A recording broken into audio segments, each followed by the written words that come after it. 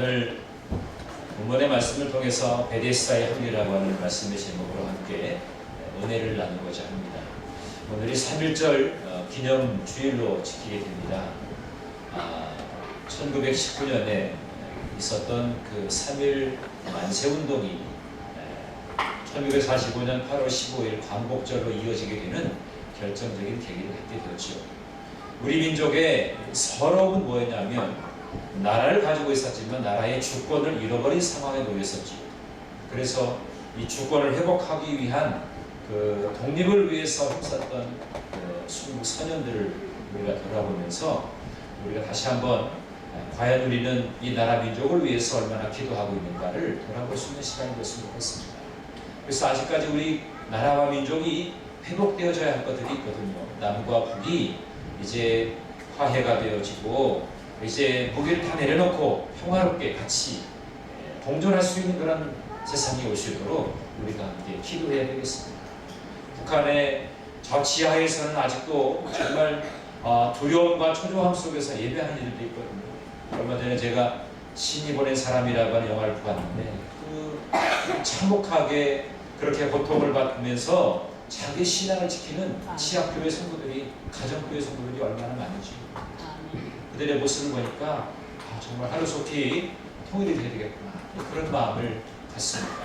여러분, 우리가 새벽마다 금요일 중보 기도 때마다 나라 민족을 위해서 기도하는데 여러분도 그러한 기도에 함께 동참하시고 우리의 기도가 하나님께 응답되어서 이 땅에 진정한 평화가 임하게 되고 하나님 나라가 온전하게 회복되는 역사가 임할 수 있도록 여러분 기도해 주시기를 바랍니다. 특별히 감사한 것은요, 3.1운동을 주도했던 민족대표 33인 중에 16분이 크리스찬이었습니다. 그리고 거기에서 9분이 감리교인이었어요.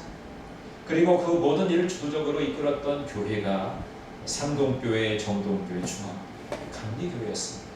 또 제합리교회, 매봉교회, 이렇게 감리교회의 아주 좋은 자랑이고 역사가 되는 그러한 교회들도 우리가 만날 수가 있게 되는 겁니다. 그래서 오늘 우리의 교회가 이 나라의 민족을 책임지고 미래를 이끌어갈 수 있는 우리 교회가 될 수 있도록 여러분 늘 깨어서 기도할 수 있게 되기를 간절히 바랍니다. 중요한 것은 그 3.1운동의 정신이 뭐냐? 국권의 회복을 위해서 몸부림쳤다는 거죠. 오늘 우리의 삶 속에서 우리가 몸부림쳐야 될, 정말 회복되어져야 할 그러한 것들이 있다는 겁니다. 우리 하나님이 원하시는 것은 우리의 삶 속에 우리의 육신과 우리의 영혼이 온전하게 회복되기를 원하십니다.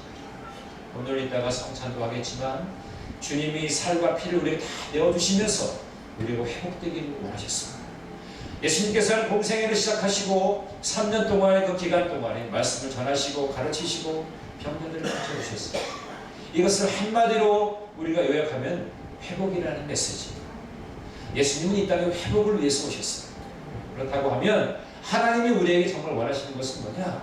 오늘 이 시대 가운데 우리의 육신의 회복과 함께 우리 영혼의 회복이 일어나기를 간절히 원합니다. 오늘 여러분 지치고 상한 여러분의 영혼이 있다면 우리 주님께서 어루만져 주심의 그 놀라운 사랑을 경험하게 되기를 간절히 바랍니다. 여러분 육신에 질고가 있다면 주님께서 그 모든 질고를 담당하시고 여러분들에게 진정한 자유함을 주실 것을 믿음으로 선포하시기 바랍니다. 주님이 나와 함께 하셔서 내 연약한 마음과 연약한 육신이 온전하게 회복되기를 원합니다. 그렇게 되어질 것을 믿습니다. 그런 믿음의 고백으로 나가게 되는 정말 여러분 모두가 되시기를 바랍니다. 오늘 배경이 되는 장소는 베데스다입니다. 이 베데스다라고 하는 곳, 이곳은 회복이 있는 은혜의 자리라고 많은 사람들이 이야기를 합니다. 이 베데스다는 예루살렘 성 북쪽에 있는 양문 근처에 있었습니다. 이 연못의 크기가 얼마였느냐? 길이가 100m, 폭이 한 60m면은 어떻게 보면 한 축구장만한 크기의 아주 큰 연못이었다는 거죠. 근데 이 네 모퉁이 또 중앙에 정자처럼 생긴 행각도 있었습니다. 그 사람들이 쉴 수도 있고 편의시설이 놓여 있었다는 거죠. 근데 이 연못에 독특한 점이 있었는데 가끔 가다가 불규칙적으로 물이 솟아오르는 그런 연못이었다는 거예요. 그래서 많은 사람들이 연못가에 수선거리고 또 많은 병자들이 이곳에 오게 되었는데, 이곳에서 특별하게 물이 올 때 천사가 가끔 내려와서 제일 먼저 들어간 사람에게 병을 낫게 한다는 그런 전설이기 때문에 병자들은 하여튼 이곳에 많이 모여들게 되었습니다. 여러분, 요즘에도 어떤 신비로운 병을 고치는 은사가 있는 집회가 있다 그러면 물려가고 막 그러지 않습니까? 사람들은 병을 고치게 되고 기적이 일어난다 그러면 눈이 휘둥그레져서 거기서 보잖아요. 베데스다도 역시 마찬가지였어요. 그러한 곳에 얼마나 많은 그런 병자들이 자리를 깔고 누워 있었는지 모릅니다. 원래 이 베데스다라고 하는 연못의 이름의 뜻은 은혜의 자리다, 자비의 자리다, 그런 뜻입니다. 은혜의 집, 자비의 집, 그런 뜻을 갖고 있는 것이 베데스다 연못이었습니다. 근데 여러분, 제가 아주 어려운 질문을 여러분에게 말씀드려볼게요. 여러분하고 답을 해보십시오. 붕어빵에는 붕어가 있습니까? 네? 붕어빵에 붕어 없나요? 뭐가 들었어요? 하나 들었나요? 네. 칼국수에는 칼이 들어있나요? 칼국수에는 칼이 안 들어있죠. 가래떡에는 가래가 들어있어요.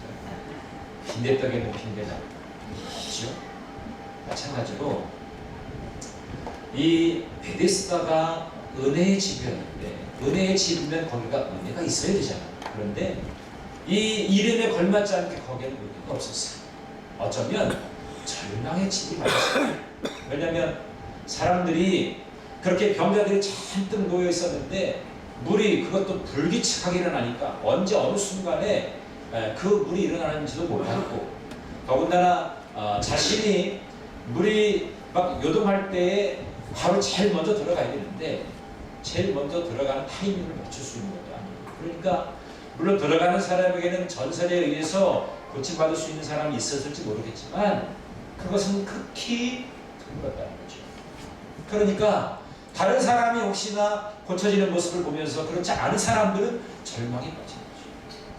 오늘 이 베데스다 연못에 자리를 깔고 앉아 있었던 이 사람은 어떤 질문을 가지고 있었는지 모르지만 38년이나 되는 엄청난 시간 동안 기다리면서 병이 고쳐지기를 간절히 원했던 사람이었어요. 그런데 아직까지도 자기는 그 물 한 번 누가 넣어주는 사람도 없고, 요즘으로 말하면 옆에서 가능한 사람, 뭐 보호요양사나 뭐 또 옆에서 도와주는 사람이 있었으면 혹시 뭐 떠밀어가지고 정확한 타이밍에 맞출 수도 있었겠지만 그런 형편도 없고, 그러니까 오랜 시간 동안 거기에 그냥 머물러서 누가 나를 좀 여기 이 물이 요동할 때에 넣어주는 사람 없나, 그런 기대만 가지고서 그냥 아무런 어떤 소망 없이 그렇게 앉아 있었던 사람이라는 거죠. 그래서 어쩌면 이 베데스다 연못은 은혜의 집, 자비의 집이라고 하기보다는 어떤 절망의 집이 아마 맞았을 겁니다. 그런데 중요한 것은 이 절망과 좌절에 늪에빠진 많은 사람들을 위해서 누가 오셨냐면 예수님께서 오셨다. 그 오래된 병자에게 주님이 찾아오셨다는 거예요. 여러분, 은혜라고 하는 것이 뭡니까? 정말 나는 어떤 대단한 값어치도 없고 내가 연약하고 부족해서 나는 그것을 누릴 수도 없는데 누릴 수 있는 것을 허락하신 것이 은혜라는 거죠. 값없이 주시는 선물, 이것이 은혜라는 거예요. 내가 아무리 노력하고 아무리 힘써도 내가 할 수 없는 것이었지만 주님이 찾아오심으로 인해서 모든 문제가 해결되고 이제는 은혜가 넘쳐나게 되고 영혼의 회복이 일어나는 빛이 나게 되는 그러한 순간을 맞이하게 된 것이 바로 예수님의 오심을 통해서 가능하게 된다.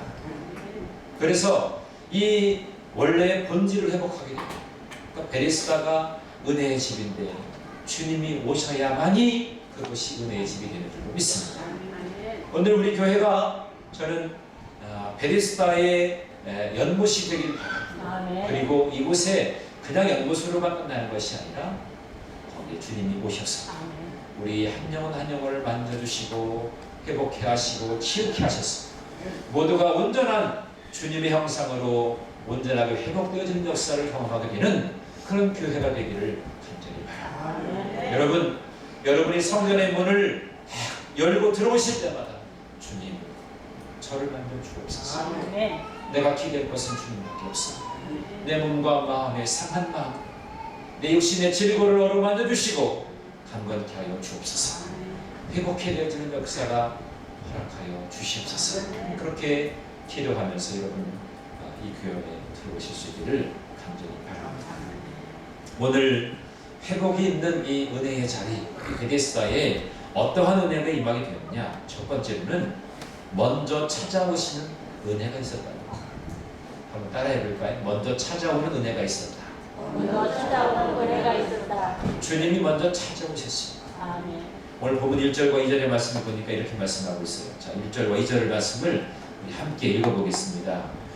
요한복음 5장 1절과 2절 말씀이에요. 시작. 그 후에 유대인의 명절이 되어 예수께서 예루살렘에 올라가시니라. 예루살렘에 있는 양문 곁에 히브리 말로 베데스다라고 하는 못이 있는데 거기 행각 5이 있고, 예수님께서 유대인이 명절에 예루살렘에 오셨다라고 했어요. 그리고 지금 이 베데스다 연못에 오셨다는 거죠. 그리고 그곳에 38년 된 병자가 있었는데 그를 찾아서 오시게 됐다는 겁니다. 누구의 요청에 의해서 오신 분이 아닙니다. 어떤 요즘처럼 뭐 이메일을 수신하고서 오신 것도 아니고 문자 메시지를 받고서 오신 것도 아니고 홈페이지 접속해보니까 거기 베데스다에 38년 된 병자가 나를 초청하는 그런 글을 썼다. 그래가지고 온 것도 아니었습니다. 주님은 친히 시간과 장소를 정하시고 그곳에 주님께서 찾고자 하는 그 영혼을 찾아오신 줄로 믿습니다. 성경에 보면 하나님께서 하나님의 뜻을 따라서 찾아오신 그런 사건들이 참 많습니다. 하나님은 아브라함을 찾아오셨어요. 그래서 아브라함은 갈대우르에서 생각지 못했던 은혜를 입게 되었습니다. 떠나게 되는 은혜를 입게 되었습니다. 또 하나님께서 모세를 찾아오셨습니다. 그래서 모세는 호렙산에서 양을 치다가 생각지 못했던 은혜를 입게 되었습니다. 또 예수님께서 바울에게 찾아오셨습니다. 사울을 찾아오셨죠.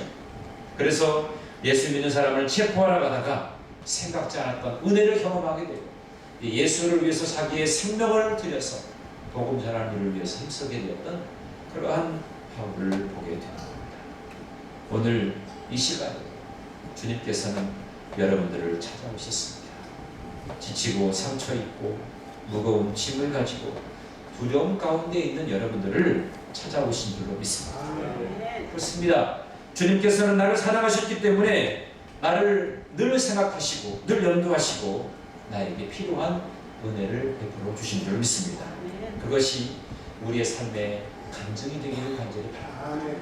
주님이 나를 찾아오심으로 인해서 생겨나게 된 놀라운 경험들, 이런 것들이 오늘 저와 여러분의 삶 속에 간증이 되기를 바랍니다. 시편 8편 4절에는 시편 기자가 이런 고백을 했어요. 사람이 무엇이기에 주께서 그를 생각하십니까? 인자가 무엇이기에 주께서 그를 돌보시나이까? 그렇게 고백하고 있습니다. 주님의 찾아오시는 은혜를 입은 사람은 이렇게 다윗처럼 노래하며 찬양하게 된다는 사실입니다. 제가 이제 3월 16일 주간부터는 제가 충계 신방을 하게 될 겁니다.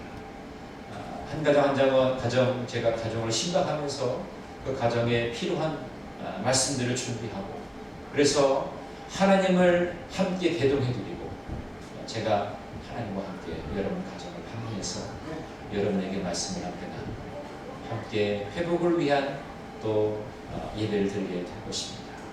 여러분 사모하십시오. 매일매일 삶 속에서도 그렇고요. 특별히 목회자가 방문한다든지 주님을 여러분들이 초청하게 될 때 사모함을 가지고 나아가게 되면 거기에 필요한 은혜가 여러분들에게 주어지게 될 줄로 믿습니다. 나를 위해서 찾아오신 주님, 그 주님의 손을 여러분들이 붙드시게 되기를 간절히 바랍니다. 주님의 은혜를 사모하는 자에게는 놀라운 변화와 놀라운 기적을 경험할 수가 있습니다. 우리에게는 좀 깨달음이 필요해요. 여러분, 주께서 나를 붙드셔서 나를 통해서 정말 일하기를 원하시고 그러한 깨달음이 필요하다는 거죠. 두 번째로는 새로운 희망을 열어주시는 은혜가 있게 됩니다. 이 베데스다에 임하게 된 은혜가 뭡니까? 새로운 희망을 열어주었다는 거죠. 오늘 5절에 보니까 거기 38해 된 병자가 있더라 그랬어요. 무슨 병인지 알려져 있진 않지만 38년 동안 고쳐보려고 얼마나 힘썼겠습니까? 나름대로 정말 최선을 다해서 그 병을 고쳐보려고 노력을 했겠죠. 그런데 병도 깊어져 가고 있었습니다. 이제 이 환자는 당시에 의학으로는 희망을 볼 수 없는 그런 상황에 놓여 있었어요. 게다가 7절의 말씀 보니까 병자가 이렇게 말하죠. 물이 움직일 때 나를 못에 넣어줄 사람이 없었다. 자기 병 수발을 해줄 수 있는 곁에서 도와줄 수 있는 사람조차도 없었다는 거죠. 그러니까 홀로 이제 격리되어서 그 질고를 안고 38년 동안 품고 있었던 병자였습니다. 우리 속담에 그런 속담이 있죠. 긴 병이 효자 없다는 얘기가 있습니다. 병이 오래되고 길게 되어지면 가족도 친척도 친지도 잘 알고 있었던 친구들도 떠날 수밖에 없다는 겁니다. 그러한 정말 의지할 수 없는 그런 상황 속에 놓여 있었던 사람이 바로 오늘 우리가 만나게 되는 그 병자였습니다. 그러니까 그 사람에게는 그냥 막연한 기대감이었죠. 정말 누가 나를 넣어줄 사람도 없어서 기다리고 있는데 이곳에서 누가 치료되고 회복되어서 고쳐나가는 사람을 간혹 가다가 보게 되는데 나도 언젠가는 정말 그런 일이 일어나지 않을까라고 하는 막연한 기대감, 막연한 추측, 이것을 가지고 있었던 병자가 바로 오늘 우리가 만나게 되는 38년 된 병자라고 하는 겁니다. 마치 그런 거죠. 복권을 사지도 않으면서도 복권이 당첨될 것을 기대하는 그러한 아주 막연한 추측을 가지고 있었던 사람이 오늘 이 환자였습니다. 예수님께서 그 점을 분명히 아신 거예요. 그래서 예수님이 그를 만났을 때 제일 먼저 던진 질문이 뭐였는지 아십니까? 6절에 보니까 네가 나쁘지 않느냐? 네가 정말 나쁘지 않느냐? 이것은 뭐냐면 이 병자의 본질적인 지금 문제를 지금 지적하고 있는 거예요. 너 지금 네 병이 낫는 것이 중요하냐? 아니면 누가 너를 넣어줄 사람이 정말 중요하냐? 이것을 묻고 있는 거예요. 여러분, 이 병자는 누가 자기를 넣어주는 것이 중요합니까? 아니면 그 자리에서 자기의 병이 고침받는 것이 중요합니까? 자기 병이 고침받는 게 중요하죠. 그런데 예수님께서 질문하니까 뭐라고 말합니까? 7절에 병자가 대답하되 주여 물이 움직일 때 나를 못에 넣어줄 사람이 없어 내가 가는 동안에 다른 사람이 먼저 내려가나이다. 참 안타까운 내용이에요.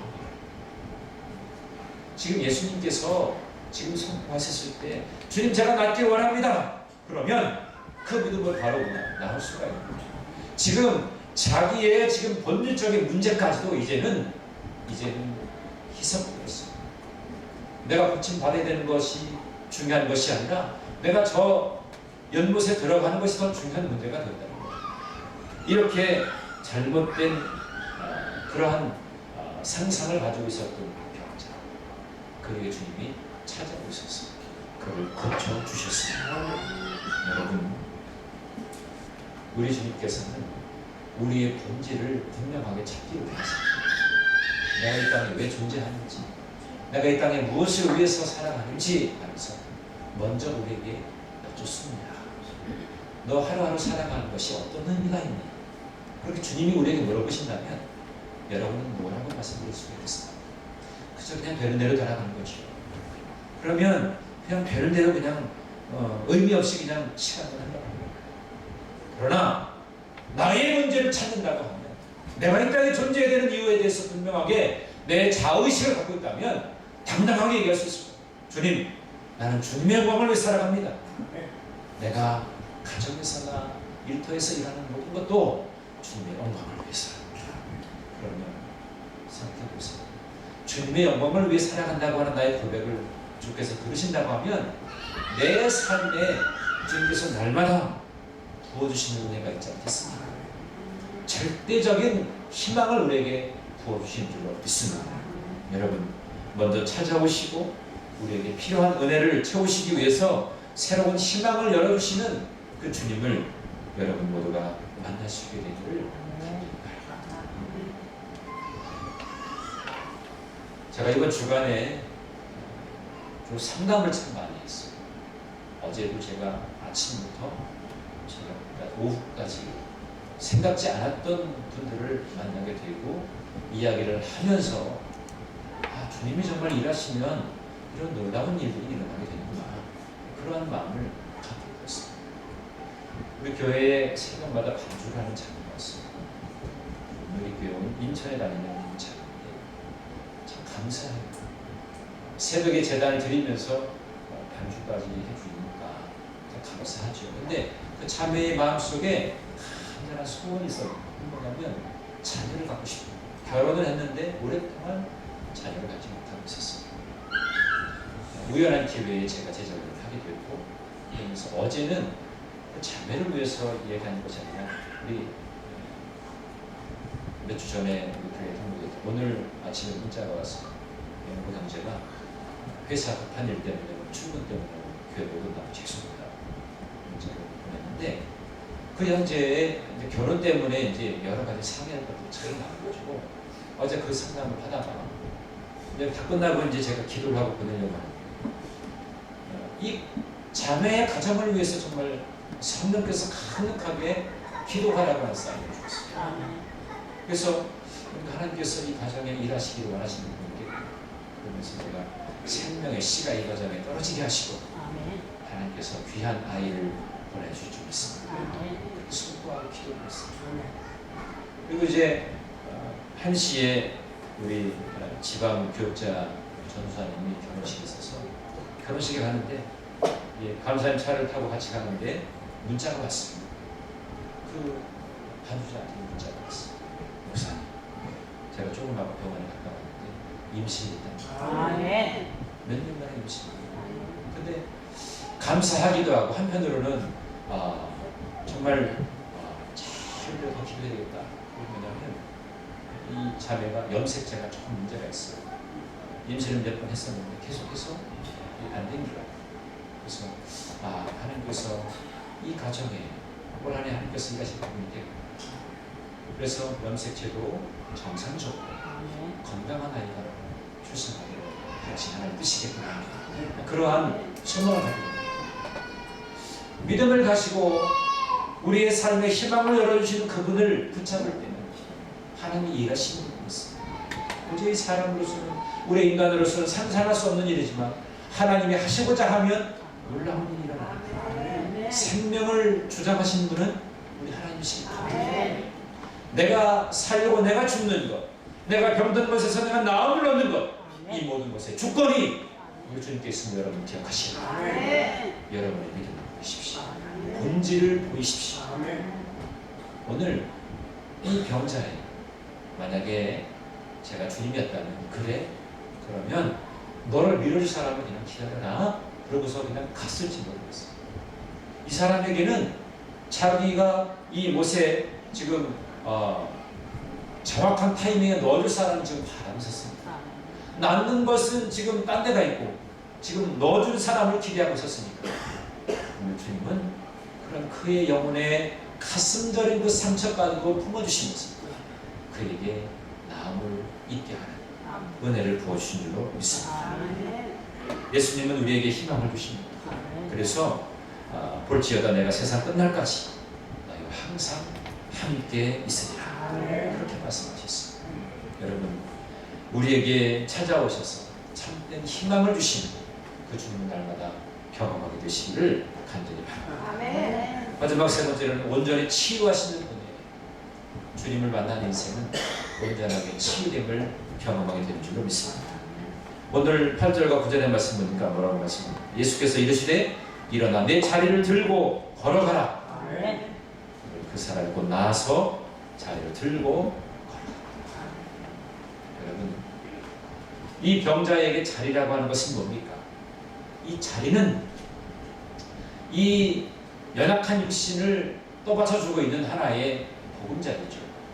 자기의 어떻게 보면 어부에게는 그물과 같은 그러한 존재였을 것입니다.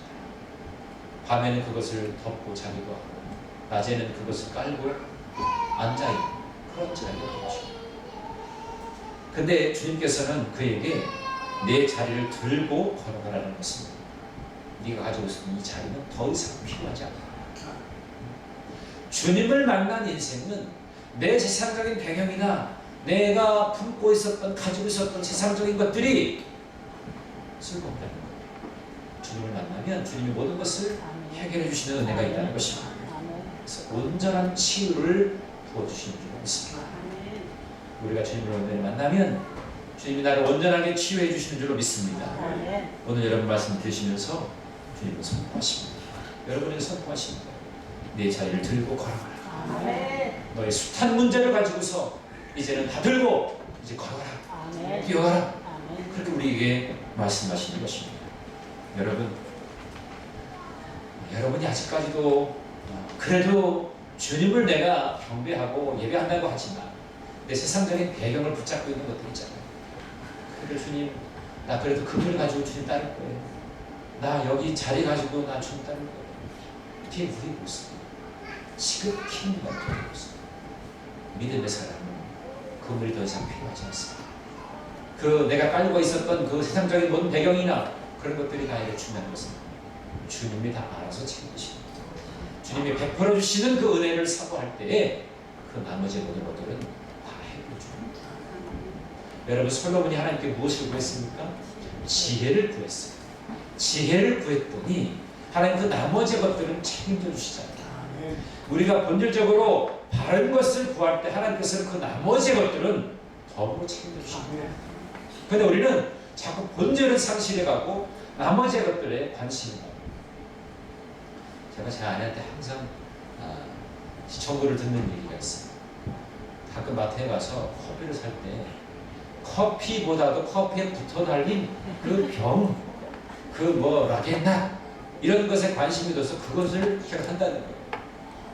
여러분, 커피를 살려면 어떤 커피를 내가 먹을 것이냐 그거에 집중해야 되잖아요.